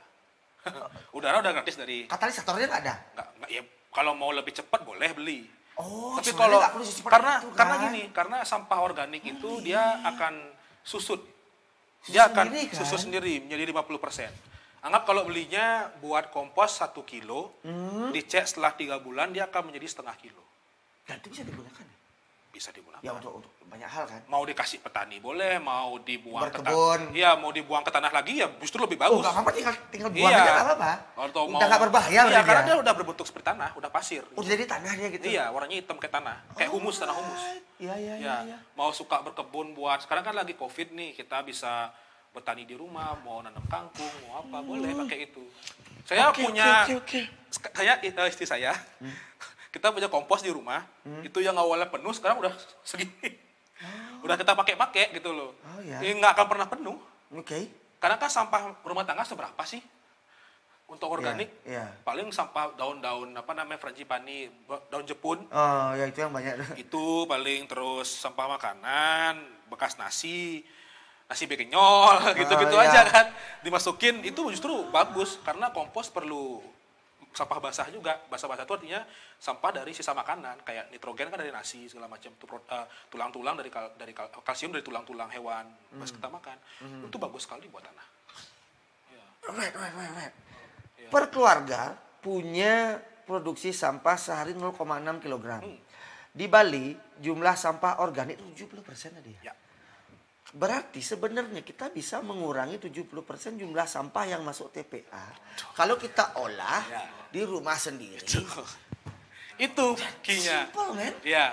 Balik lagi tadi kita ke bahas yang di upacara itu kan. Di Banten itu. Saya di sini berbicara dari segi lingkungan ya, bukan dari segi spiritual. Karena saya bukan ranah saya gitu. Jadi zaman dulu kan Banten atau Bali kan itu Banten artinya. Pernah beli baca, Bali itu artinya Banten. Artinya kita tuh memang leluhur kita sudah merancang bahwa Bali ini akan ajak jika kita selalu mengingat beliau, karena leluhur, dengan cara kita memberikan hasil panen kita kan, atau itu kan kita buat gebogan itu kan ada hasil panen itu. Iya. Bukan beli. Ya, bukan sebenarnya sih. Sebenarnya ya. Bukan kan? salah loh ya, sorry. Ya, zaman dulu kan sudah di set up sedemikian rupa. Kita mengaturkan apa yang kita hasilkan. Betul, gitu.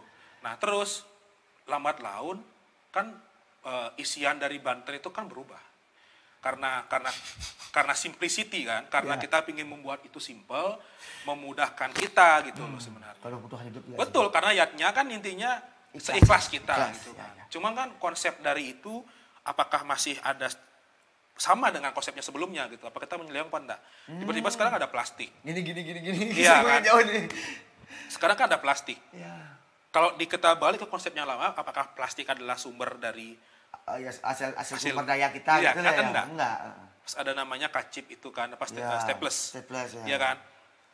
Itu memang memudahkan. Kita terus terang deh, sekarang orang Bali berapa orang sih bisa buat Banten, buat overrings? Nggak bisa. Iya kan? Iya. Berapa orang sih? Ya, dia beli, Iya kan? beli, Akhirnya beli, beli kan ya. di beberapa titik-titik tertentu, di beberapa lokasi-lokasi tertentu yang dan beliau pun yang bekerja membuat Banten banyak order gitu loh. Ya nggak nyalahin juga. Nggak nyalahin juga sebenarnya gitu loh. Makanya ketika kita di TPS 3R itu beberapa hari tertentu kan ada odalan, ada upacara ya kan. Sampah itu semua sampah organik dari upacara. Ya tapi jadinya isi anorganik kan isi kacip. Betul, isi kacipnya, terus isi permen-permen kecil. Oh iya isi permen. Nah makanya saya ingin membantu masyarakat berpikir bahwa kalau bisa kita offering, kita bisa beli Banten nih sama orang yang bisa, nggak apa-apa bayar lebih mahal, lagi sedikit aja, mungkin tanpa kacip lah, kayak semat aja, terus offeringsnya nggak mesti yang kaleng-kaleng atau yang plastik-plastik. Beli aja jajan apem itu kan, kue-kue yang dari bungkus daun pisang. Sama buah lah. Buah itu, toh nanti kalau misalnya kita nggak makan, itu akan lebih awet dia. Tinggal di dalam kulkas, bisa kalau nanti dia busuk, jadi kompos. Gitu loh, jadi itu. Nah, jadi masalah di TPS 3R itu, ketika nanti ada sampah organik dari upacara datang, tim pemilah kewalahan. Buka kacipnya. Gila apa? Kapan selesainya? Kacipnya banyak. Iya kan? Gak solusi. Kacip kan ada 3, 4, 5 gitu kan.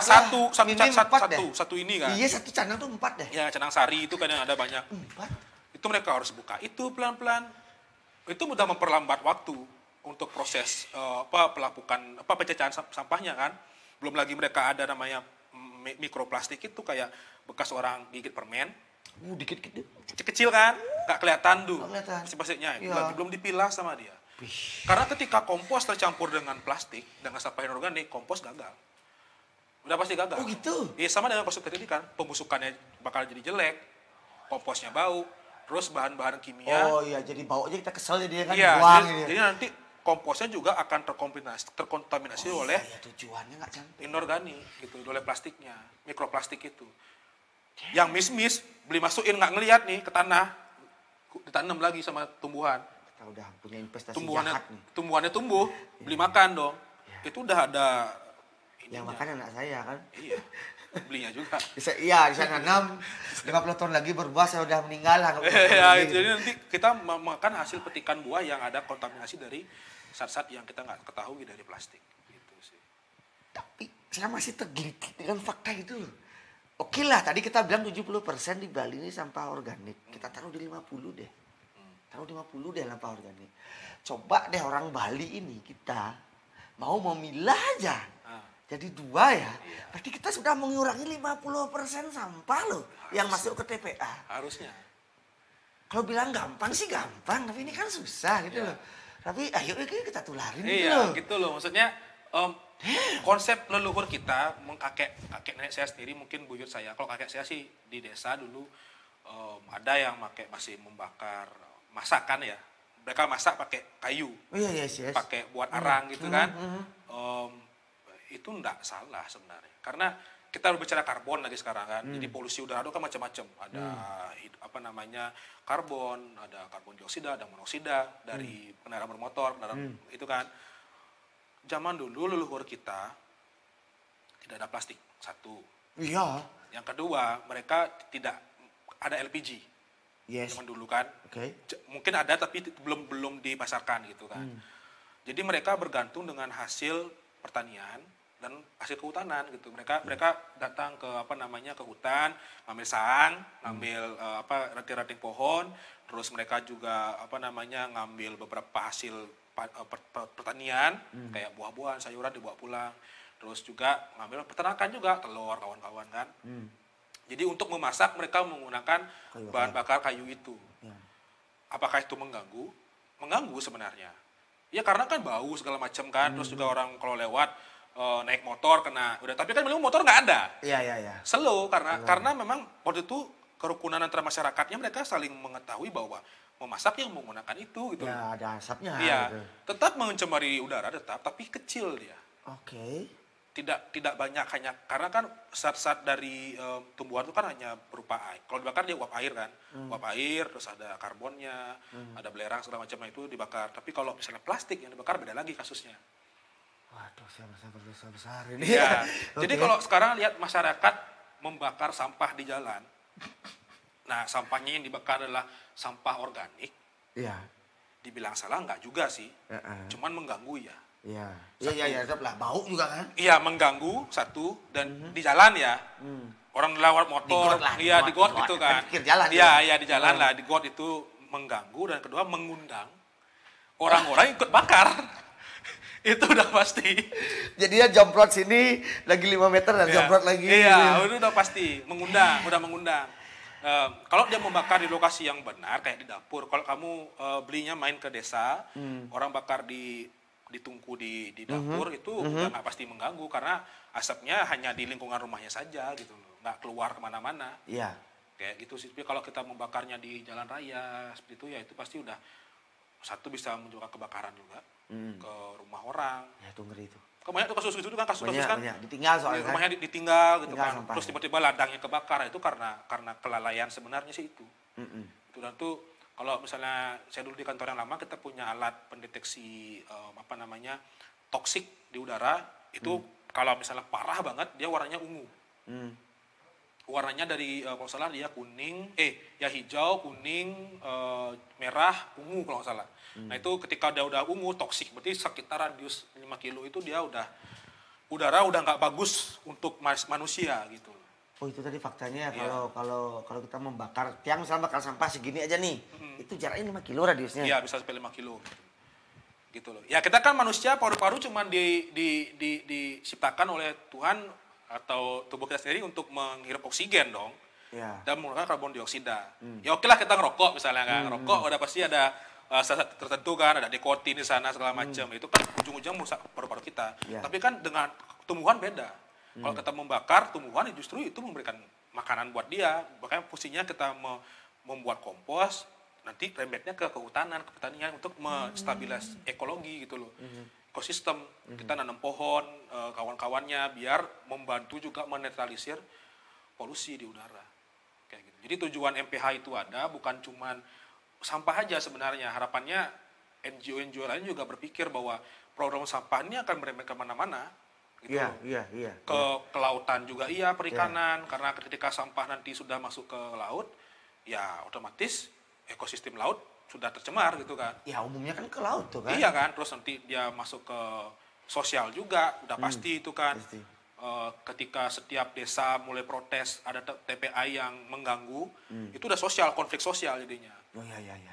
Ya kan? Yes. Nanti lagi ada konflik ekonomi gitu kan, ya kan? Nanti lagi ada konflik budaya. Ya kan? Kebudayaan kita yang dianggap bahwa Bali itu terkenal antara keindahan tempatnya, terus sustainable. Cara kita masak aja udah sustainable zaman dulu kan. Tiba-tiba rusak karena modernisasi seperti plastik ini. Jadi orang akan menyorot bahwa Bali tidak bersih lagi. Udah banyak kan media-media gitu. Kayak media luar kan bilang, oh Bali is not clean anymore. Yeah. Don't go there. Kayak gitu-gitu kan sudah banyak sebenarnya. Siapa yang rugi? Ya. Itu aja sih. Yang kayak gini deh sekarang, ketika kita kena pandemi sekarang kan, pariwisata shutdown lah. Ya. Kita rugi kan. Sebenarnya sekarang kita sudah merasakan ketika pariwisata shutdown di Bali ini shutdown lah, atau kita shutdown lah. Tapi yang kita juga mungkin tidak sadari, ketika masalah sampah ini sudah luar biasa, level shutdownnya mungkin akan sama nggak sih? Kira-kira menurut saya sama sih dengan corona ini bisa jadi. Ketika sampah di Bali udah tidak bisa dikontrol lagi, bisa jadi pariwisata Bali juga shutdown dong. Kalau bicara masalah pandemi sekarang, corona ini kan, saya mungkin berbicara sedikit aja ya, karena ini bukan ranah sih sebenarnya. Ada orang bilang bahwa, sekarang kan udah nggak ada pariwisata lagi nih, tutup warung-warung, restoran, hotel gitu kan. Wah, sampah turun dong volumenya gitu kan. Kita kira. Kira. Oh, ternyata enggak. Oh, turun. Oh, turun. Turun. Oh, sampahnya turun ya? Turun volumenya. Turun. Turun volume. Oke. Cuman sampah medisnya yang naik. Oh, yang merah-merah ini, yang serem-serem ini yang banyak gitu? Sampah medis. Bukan merah-merah. Kalau di pembagian warna, kalau di segi B3 namanya ya sampahnya. Bahan limbah itu warnanya apa nih, hitam jadi? Ada yang kuning, ada yang warna ungu. Oh, gitu. Nah itu dia tergantung dari setiap negara sih biasanya. Oh gitu. Cuman biasanya kalau logo B3 biasanya yang lambang tengkorak gitu. Oh iya, Hazard itu ya? Iya, Hazard itu. Oh iya, Hazard, Hazard itu. Nah itu sampah medis kategorinya dia ke B3. Nah, karena pengolahan limbahnya itu tidak semerta-merta orang biasa yang bisa, itu nggak boleh. Jadi ada khusus, ada sertifikasinya langsung. Okay. Termasuk masker. Sebenarnya masker yang kita pakai sehari-hari yang sekali pakai. Makanya dibilang sama pemerintah jangan memakai plastik lagi. Masker yang sekali pakai. Kalau cuci. Cuci aja boleh kan? Enggak. Sebenarnya kalau yang plastik masker sekali pakai itu dia nggak bisa dicuci lagi. Oh, nggak boleh? Nggak boleh karena itu memang dirancang sekali pakai gitu. Namanya juga sekali pakai gitu loh. Oke. Okay. Tapi kalau yang kayak kita buat kayak kain yang dari baju bekas kita buat sendiri. Itu malah bagus. Ya nggak bagus, cuman kan intinya bisa mengurangi. Oh, mengurangi sampah, kita koridornya sampah ya. Iya, jadi mengurangi sampah medis itu karena nggak semua daerah itu punya namanya lembaga atau bisnis yang bisa mengolah sampah B3 itu. Yes. Sampah medis itu gitu. Yes. Dan itu perlu sertifikasi gitu. Dan Indonesia belum mampu mengolah sampah B3 atau sampah medis. Kita pakai insenerator namanya, pyrolysis. Jadi kita dibakar. Ya. Dibakar pasti menimbulkan namanya polusi udara. Ya. Ada residu juga. Oh, pasti. Berupa abu. Abu itu kontennya ya macam-macam dari hasil kimia kan. Itu pembakarannya ada racun segala macam tuh dari rumah sakit dan dari pembalut, popok bayi, dari masker kita. Itu rumah sakit itu yang dibakar itu. Baterai, lampu segala macam itu dibakar. Itu mau dibawa kemana sampah residunya? Di Indonesia nggak bisa. Nggak bisa. Tapi kita menerima ekspor dari luar negeri sampah kayak gitu. Maksudnya? Ya mungkin saya nggak tahu ya, maksudnya saya baca tapi mungkin seolah-olah kita mampu gitu kan. Ya kita nggak tahu, mungkin saya baca kita masih menerima sampah B3 dari beberapa negara gitu. Ujung-ujungnya masih banyak gerakan-gerakan dan para pecinta lingkungan yang menolak dan akhirnya memaksa kita ngebalikin lagi sampahnya ke negara asal. Gitu. Kita aja nggak mampu kok ngolah sampah B3 gitu loh. Masa kita sok-sokan kayak, weh mau dong sampah B3 sini bawa. Ya kadang kan bayar dong. Iya masih ada uang sih tapi. Iya kita aja nggak mampu gitu.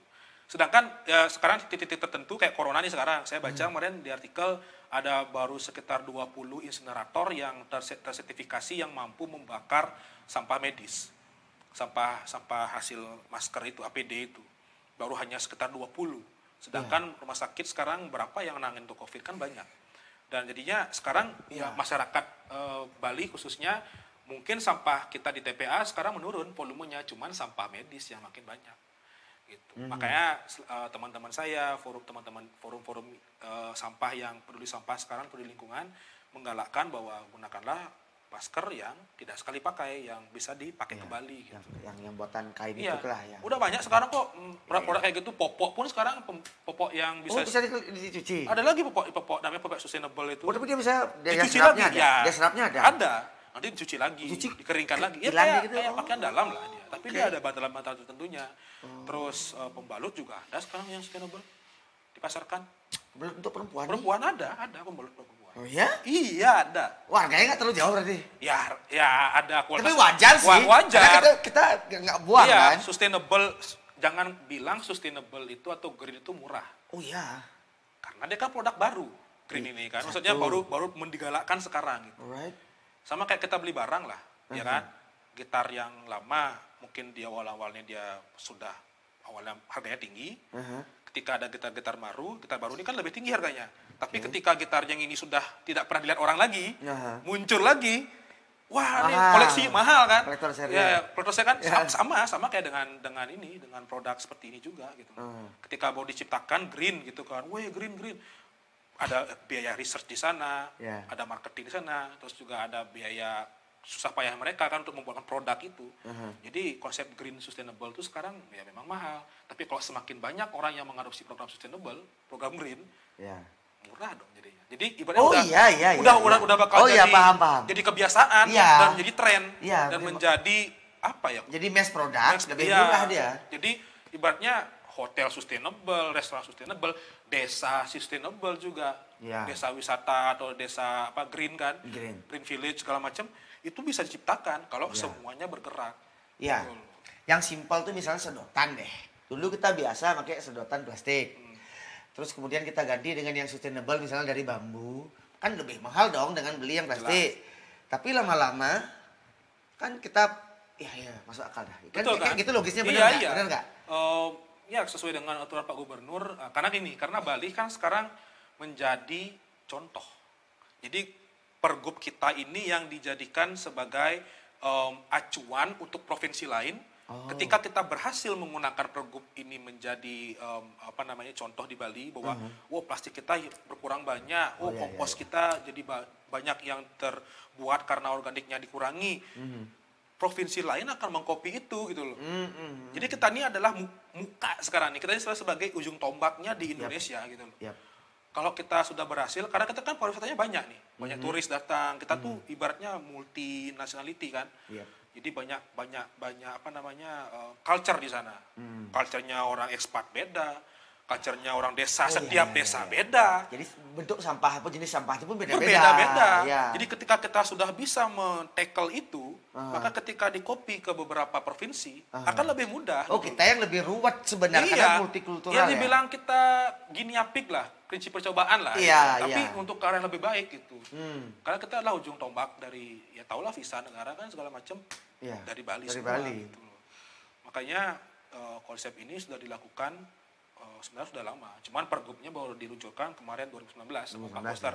Saya sempat hadir di sana waktu kita konferensi pers bahwa ini suatu gerakan yang harus kita dukung gitu loh.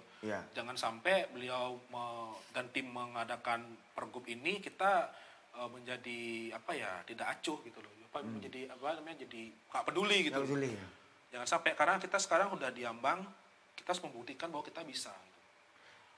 Kan bisa kok. Harus jadi bisa. Kebiasaan Jangan mungkin tapi harus bisa. Harus bisa sih. Harus bisa. Jadi kebiasaan nanti belanja ke supermarket kita nggak akan dapat plastik. Betul. Klesek nih. Ya udah bawa dari rumah. Lebih murah loh. Gini loh, intinya kalau kita beli ke Indomaret nih, satu tas harganya 5.000 misalnya. Ketimbang kita beli plastik yang terus menerus Rp200 setiap belanja dikalikan aja deh, setiap belanja berapa sebulan. Bisa sampai 10.000 kita beli plastik. Lewat itu. Dalam waktu 2 bulan.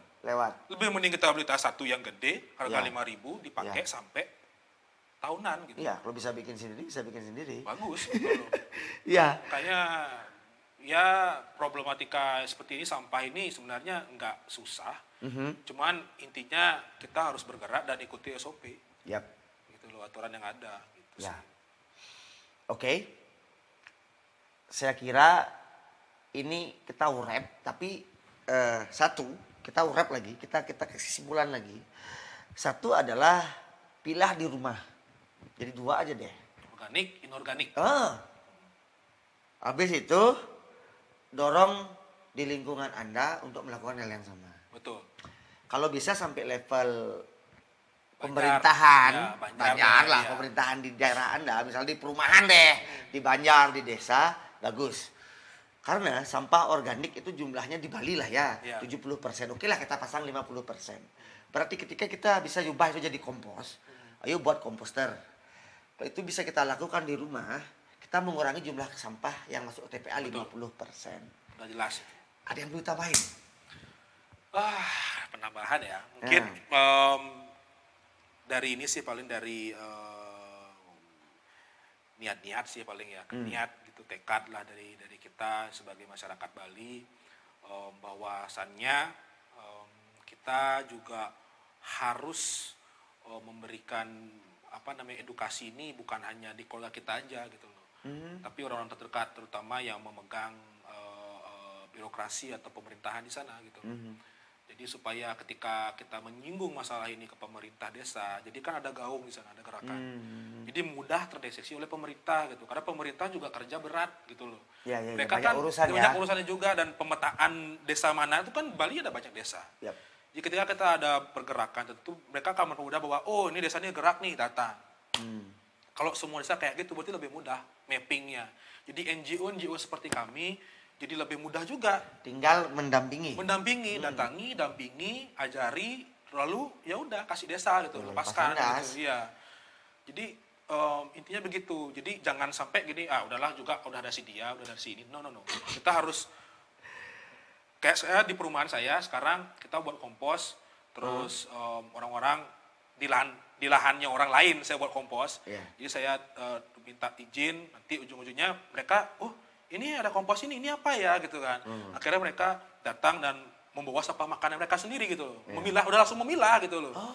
Terus tetangga-tetangga lain juga ikut semua kan. Jadi kita menurunkan kebaikan gitu loh. Ujung-ujungnya mereka akhirnya buat garden gitu loh. Buat kebun pisang, mereka buat kebun pepaya. Dari komposnya sendiri dibuat itu. Jadi harapannya gerakan kecil itu berpengaruh sekali bro. Sumpah. Iya, sama dengan hal buruk yang kita lakukan. Misalnya satu membakar sampah, semua ikut bakar sampah. Betul. Terus kita lakukan yang satu, orang pasti mudah-mudahan lah tertular lah ya. Iya, tertular, dia mesti tertular gitu. Akhirnya itu sih pesan saya terakhir. Dan juga ini sedikit mungkin iklan sedikit. Nggak apa-apa. Ya kan? Karena MPH kan kami yayasan yang bergerak di bidang lingkungan itu sifatnya terbatas. Kami hanya sekitar 8 orang lah tim. Sedangkan desa di Bali itu banyak sekali. Dan mereka kadang desa itu kan saya datang ke sana tuh tersentuh aja gitu, sedih gitu kan. Mereka pingin banget bergerak, pingin membantu pingin membuat TPS tapi nggak ada yang tahu. Iya, prosedurnya, standarnya bagaimana ya. Harapannya buat masyarakat Bali atau mahasiswa mungkin yang belum bekerja, kita juga sebenarnya membuka kerjasama gitu kan. Misalnya kalau mau internship, mau magang atau mau paling enggak memberikan informasi lah ke saya gitu. Kayak kemarin di Facebook kita buat video, ada yang komen-komen sampai ratusan komen. Saya selalu minta nomor WA. Jadi paling enggak memberikan informasi ke kami gitu loh. Mana yang menjadi prioritas desa-desa gitu kan. Jadi mata-mata di masing-masing desa lah. Betul. Ibaratnya eco championnya lah gitu. Iya. Jadi harapannya kami juga membuka peluang untuk teman-teman buat masyarakat Bali, mungkin sekitaran Ubud atau di Bali khususnya yang mau membantu kami turun ke lapang, atau anak-anak kamu KKN, KKN desa, mau magang atau mau belajar lebih lanjut, kita open. Jadi harapannya apa yang kita miliki sekarang bisa ditularkan lagi. Makanya saya sangat tertarik diundang podcast sama belinya, biar bisa memberikan hal yang positif lebih cepat. Semakin banyak kita punya media, semakin pure dan bagus tujuannya, maka efeknya semakin meluas ke masyarakat gitu. Jadi gerakan tuh nggak cuma hanya di kami aja, tapi di seluruh Indonesia. Iya. Itu saya tangkap tadi dan bagus tuh. Misalnya kalau di kampus teman-teman ada KKN, kontak aja, gampang. Nanti kita share deh, share deh nanti ya. Di IG kami di mph.bali, di Facebook di Merah Putih Hijau. Nanti kalau mau masalah nomor handphone kontak person bisa ditanyakan mungkin ya ke nanti kita di komen juga, di komen kita isi nanti gitu. Jadi harapannya mungkin sekarang ada desa-desa yang belum saya pernah datangi, yang udah ada gerakan tapi bingung mau bawa kemana, perlu saran atau perlu pendampingan, tinggal ke kita aja gitu. Wow, ini sebenarnya pembicaraan nggak bisa dihentikan, karena diskusi seperti ini nih, apalagi untuk orang awam kayak saya, itu adalah masih ada pertanyaan lagi. Tapi kita durasi, kita tutup. Kalau teman-teman tertarik dan ingin berperan, jangan dianggap kecil. Minimal lakukan di tempat sendiri. Bisa kontak Aga dan di Yayasan Bumi Sesmaya, atau bisa kontak kami, nanti kami kasih kontaknya Aga. Terima kasih yang sudah nonton. Terima kasih kepada Aga sudah meluangkan waktu. Suksema. Sama istrinya juga, makasih ya. Weh, hari ini saya dibuka pikirannya banyak. Mudah-mudahan masih ada waktu kita ngobrol di luar lagi ya, sering lagi. Teman-teman, terima kasih. Falka malam ini bagi saya pribadi sangat bermanfaat. Semoga bagi teman-teman juga bermanfaat. Kita jumpa Jumat ini dengan sebuah band yang menarik. Minggu depan dengan seorang tokoh yang menarik. I love you all. Keep safe. Bye-bye.